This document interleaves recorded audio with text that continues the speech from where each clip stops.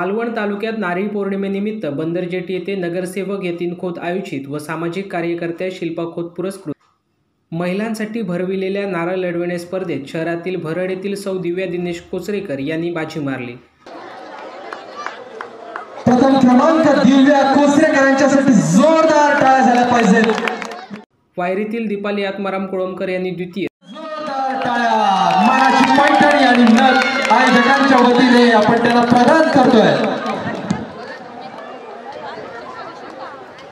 चषक द्वितीय क्रमांक विजेत्या।